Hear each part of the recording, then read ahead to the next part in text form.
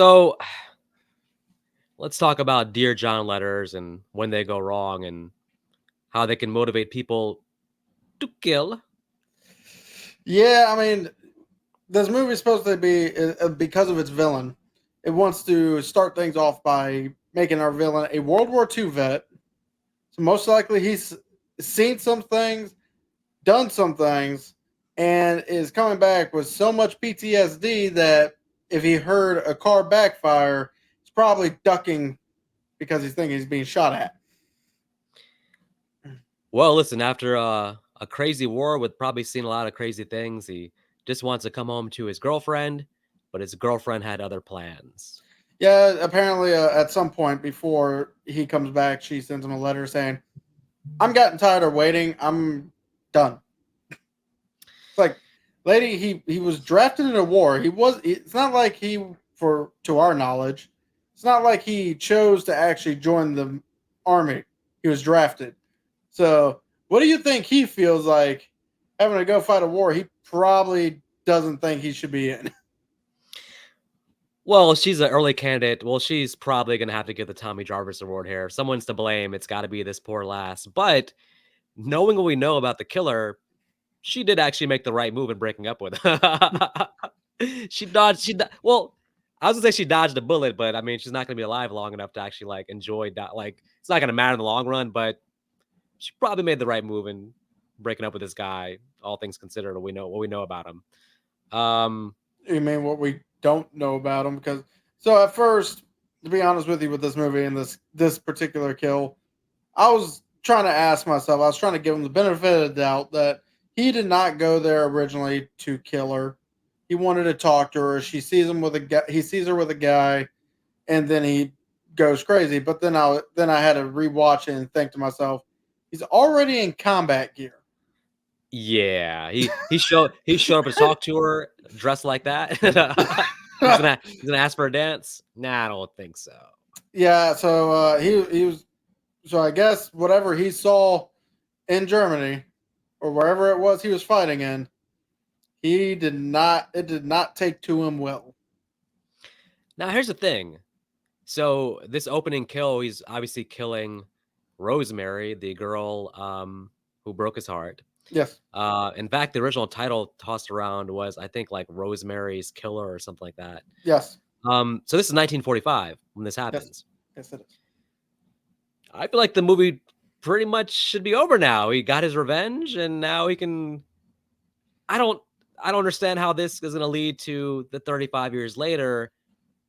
Knowing what we know about the movie, it almost makes sense to me that the whole movie should have taken place in 1945.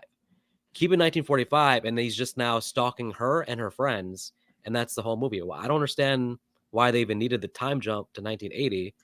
Just him getting revenge in 1945 and killing her and her friends, that could have been the whole movie and it would have made more sense. So I think I know why. This movie was actually filmed in Cape May, and Cape May in the 1980s does not look like California in 1945. Hmm. Well, Cape May, that's New Jersey. I'm right. Yes. New Jersey. Okay. So another Well, common factor of it and Friday the 13th.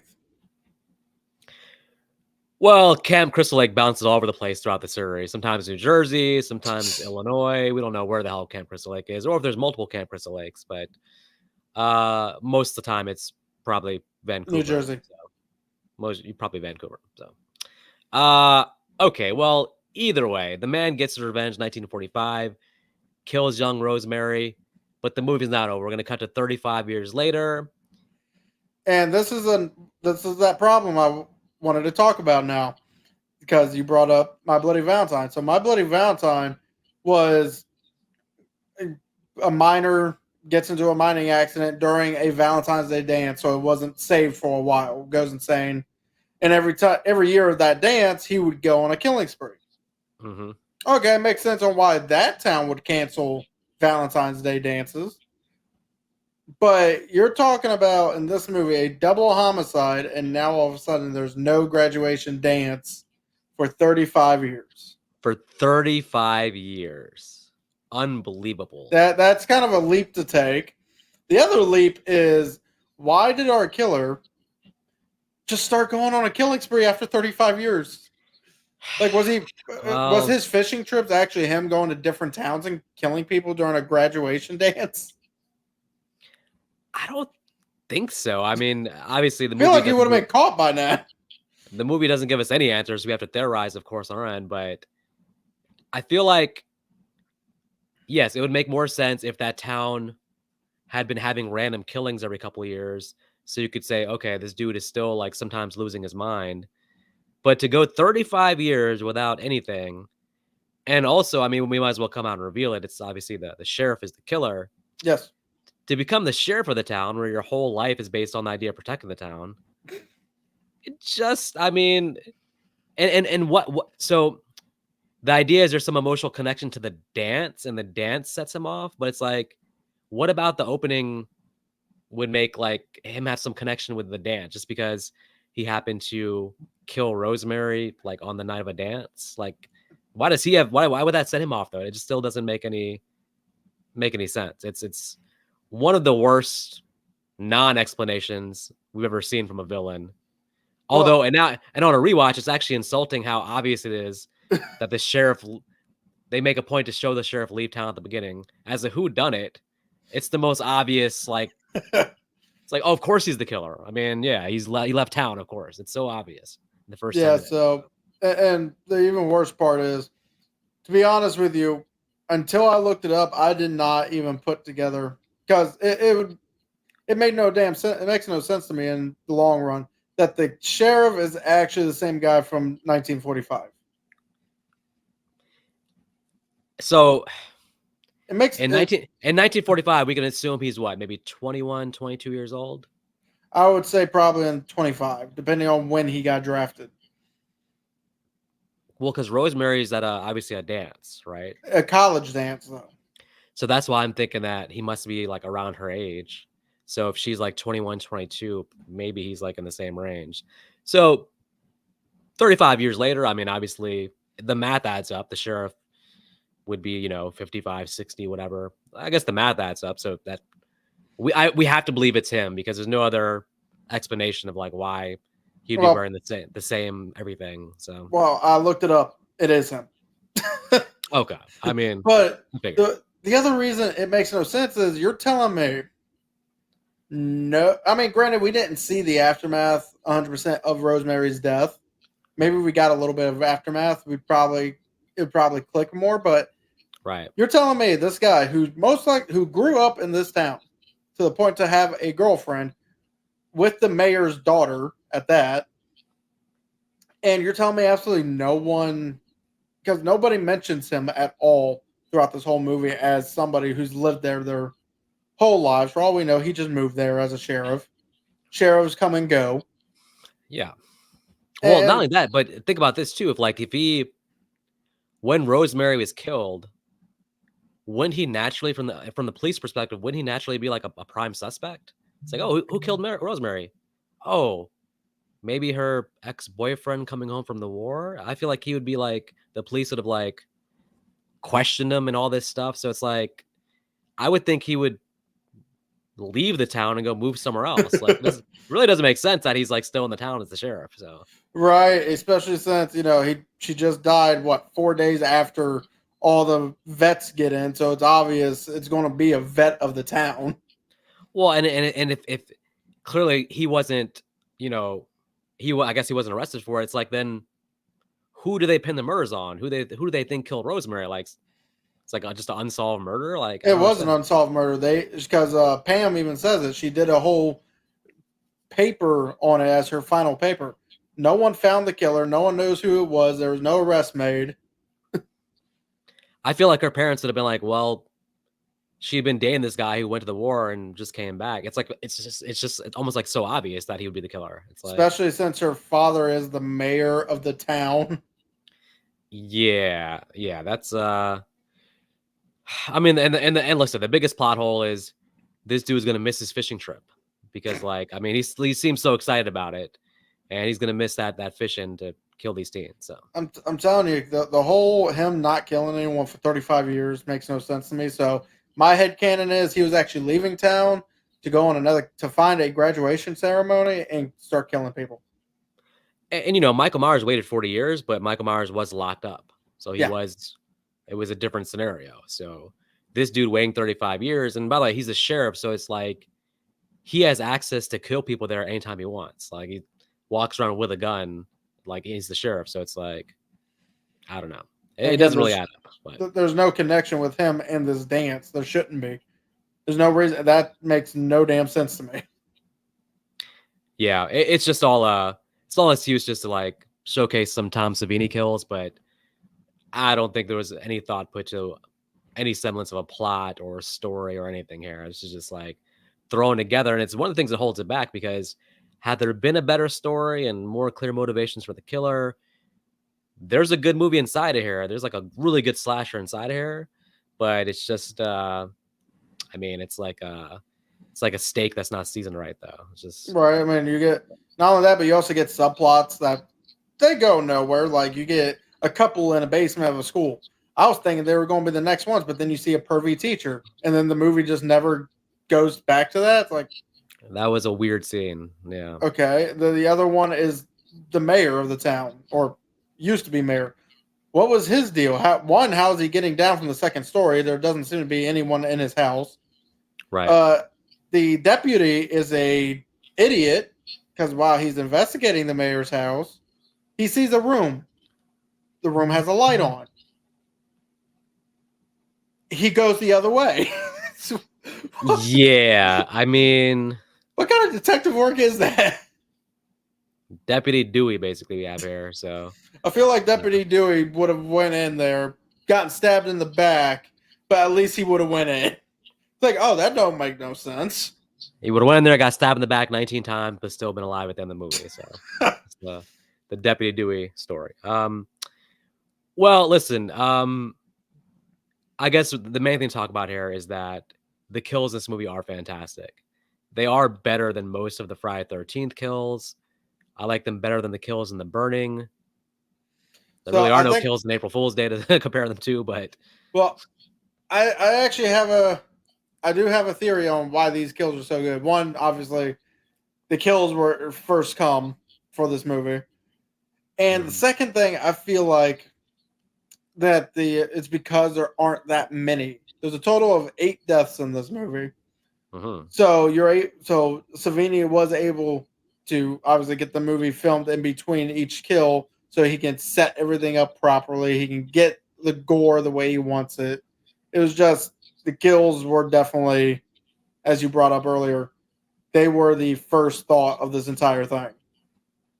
And I don't know if this is something that Savini prefers or that the director Joseph Zito does, but I think what makes the kill so brutal is that there's no quick cutaway. They do a close up and they really hold it for like to show the brutality. Like the kills are like kind of drawn out in terms of like when he's killing them, like you get like it feels like a long close up on the kills. Like when the dude's head, it feels like his head is melting with blood almost basically. Mm-hmm. I count it's a good like 12 seconds they're showing. There's no like quick kill, 3 second, then cutaway. It's like they're showing his head basically melt in blood for like 12 seconds.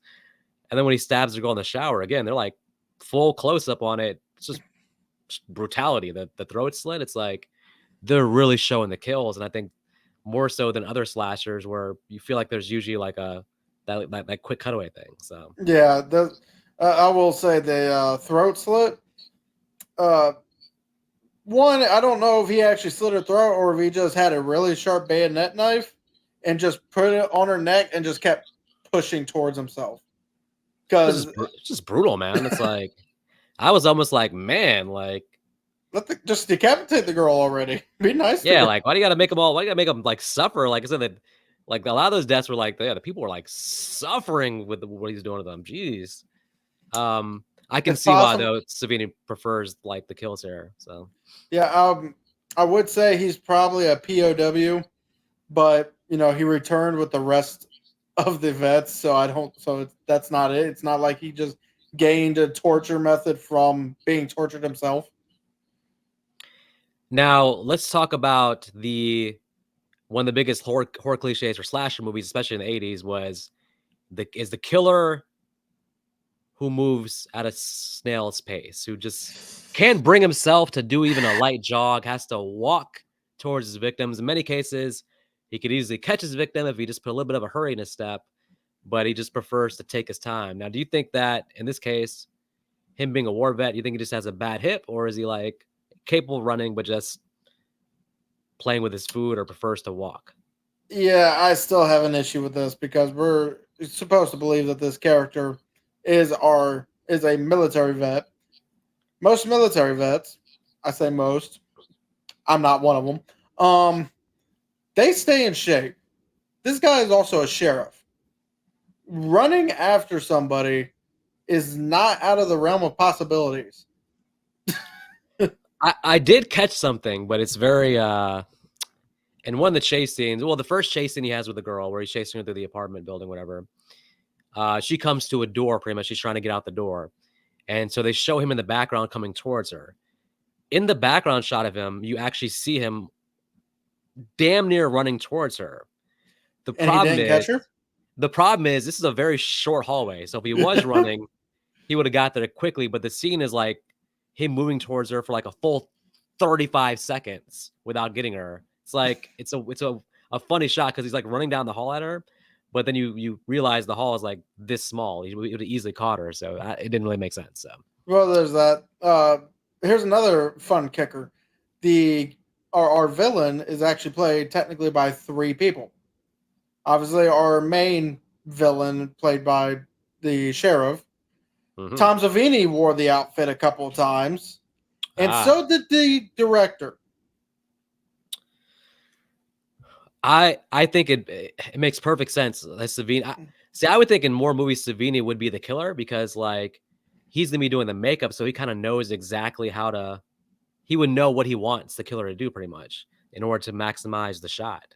So it makes perfect sense that he would like put on the costume and all that. And he has Savini's a decently sized dude too. He has a size to actually like if he played Jason, I could probably buy it honestly. Funny thing is actually the pool scene with the boot to the face. That's actually funny because the boot was actually because it was actually Tom Savini wearing the boot on his hand. And he's just pretty much backhanding her. Wow. There's not much here in terms of characters. I do think the lead girl does a pretty good job. She's likable enough. You're on her side. You want her to not get killed. No, she's not in the upper tier final girl. She's not a memorable final girl. She's not going to make any list, but she does a decent enough job to where you do. She does better than her cop boyfriend who refuses to investigate anything in this damn movie. Well, we know that in most cases, with far few exceptions, cops in horror movies usually are useless. This guy is one of our main characters. He's not supposed to be useless. He refuses. He finds his girlfriend has just got attacked. She tells him, "Hey, there's a guy chasing me. There's people still in the dorm." And instead of, I don't know, busting down the door to see why this door is locked, also 2, why do I hear the shower running?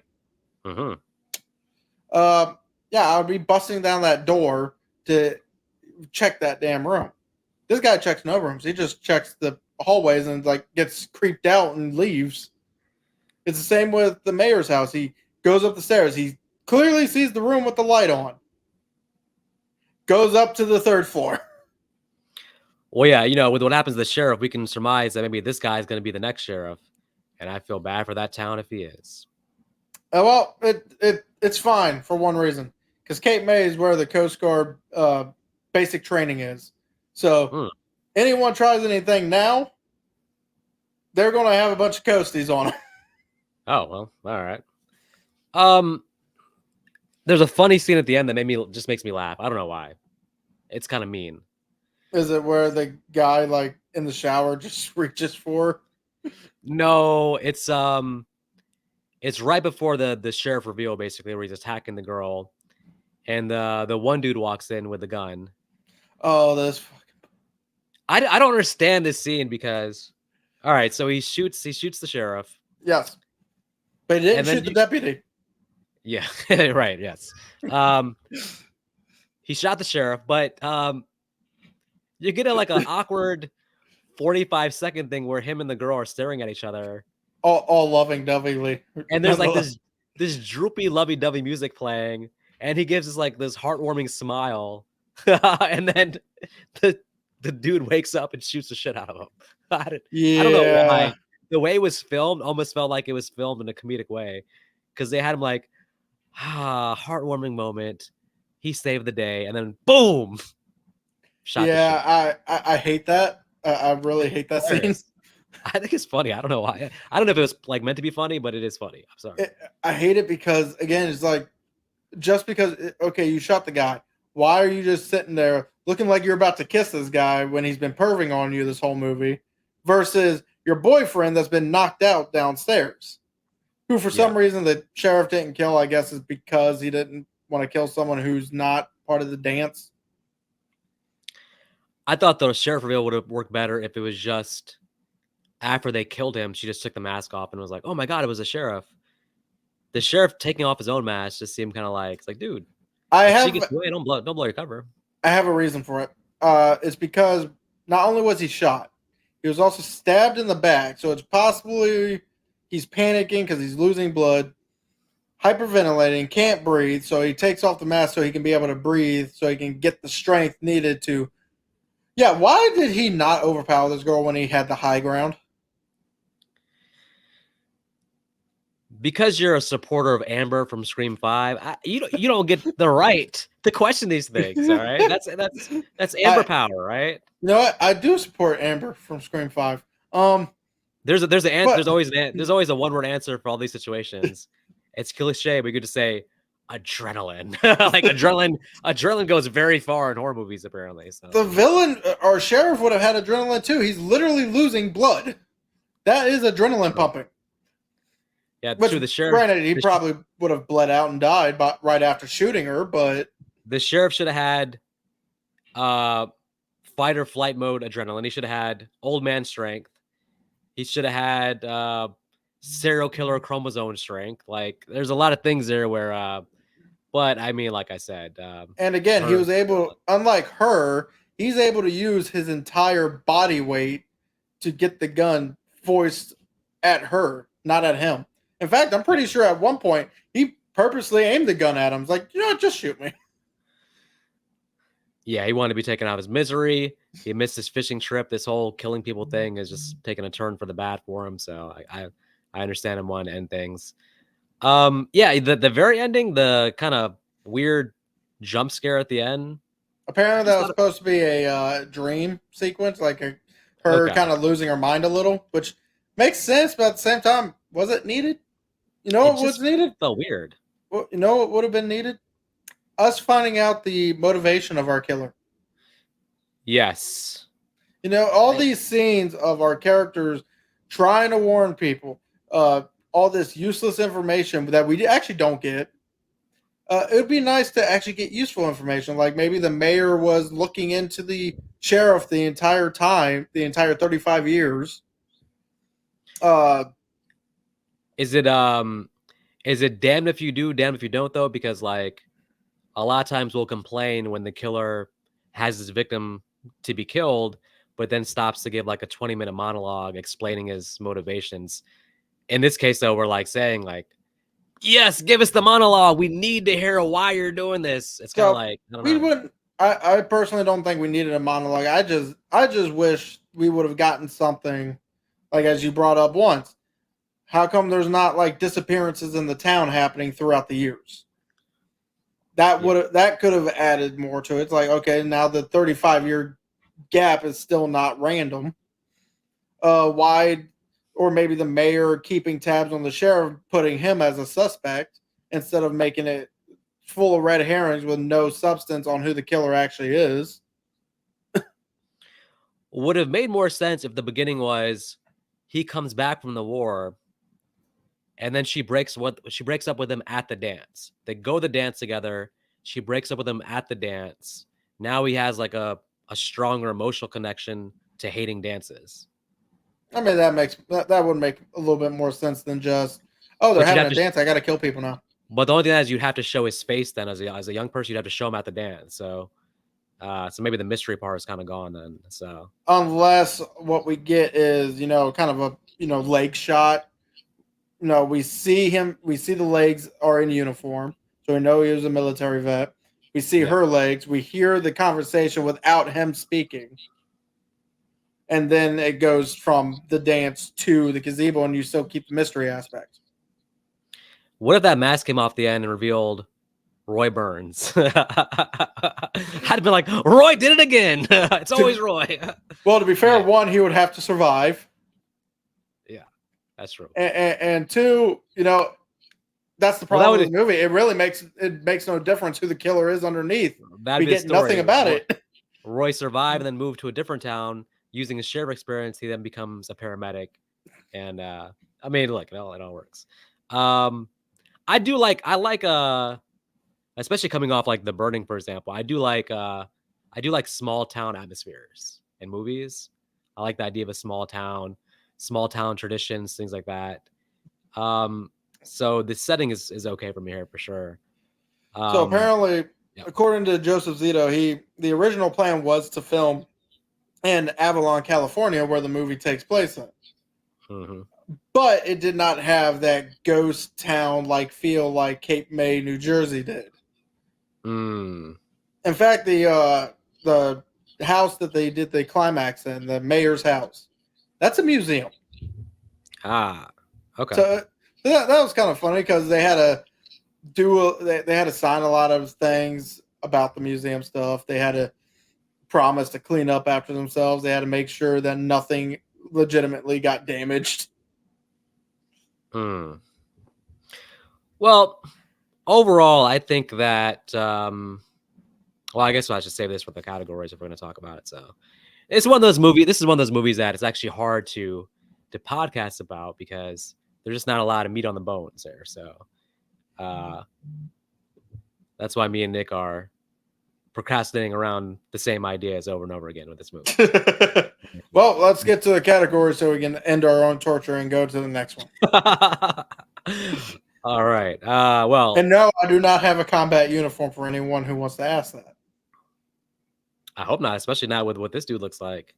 I see you walking down the hall with that costume on. I'm gonna run the other direction. So, all right.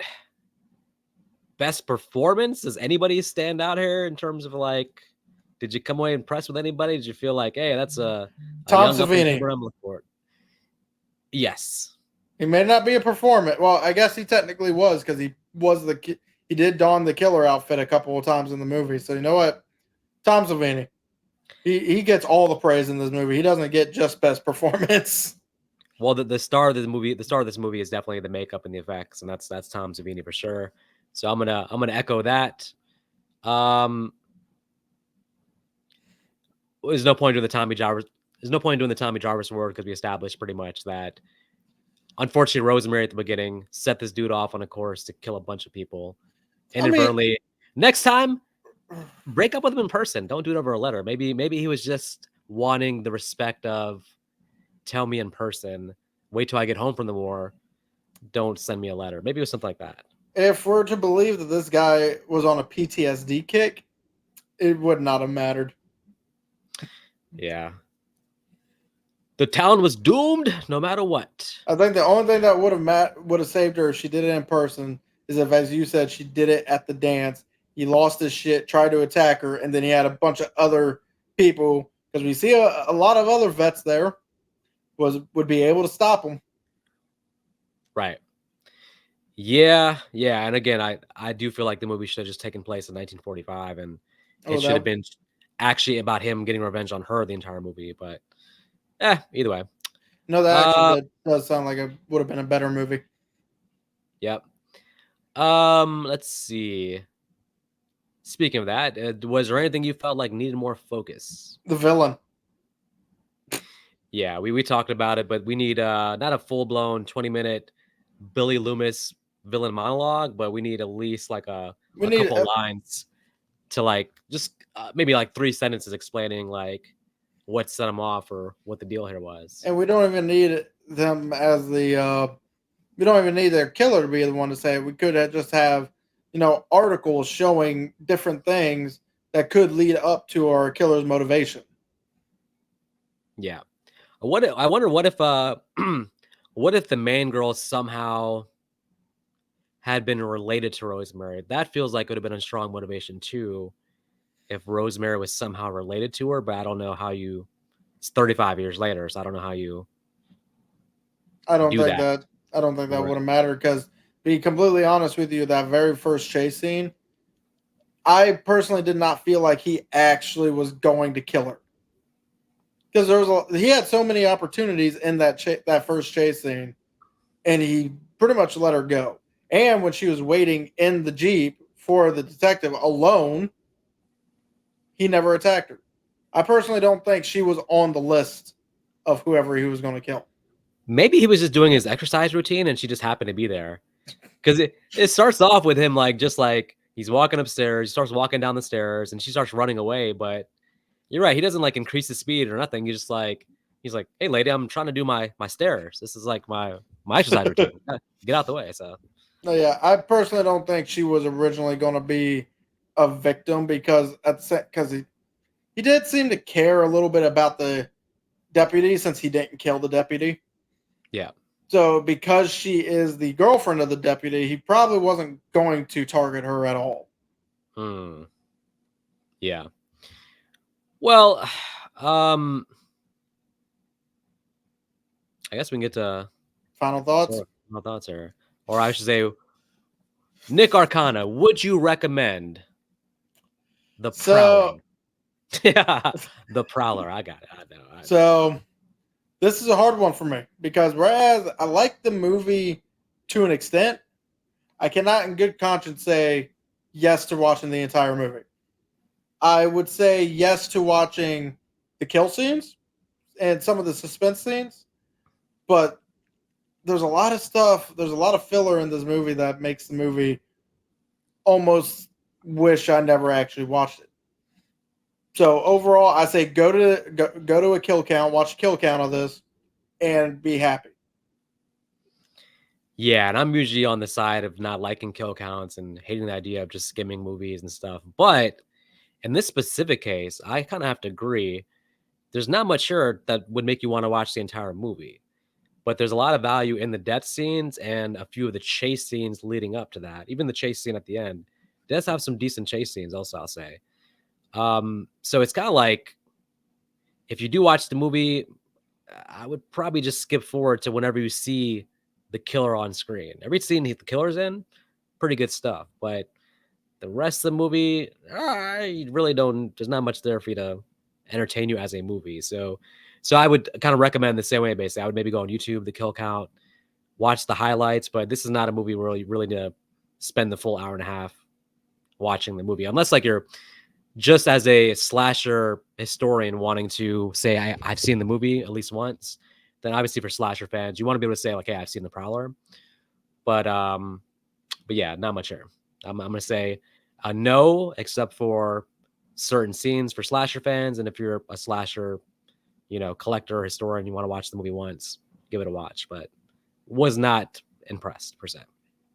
So overall, people, you don't have to go home, but you do got to turn around and look behind you because if there's Prowler behind you, you're probably going to be next.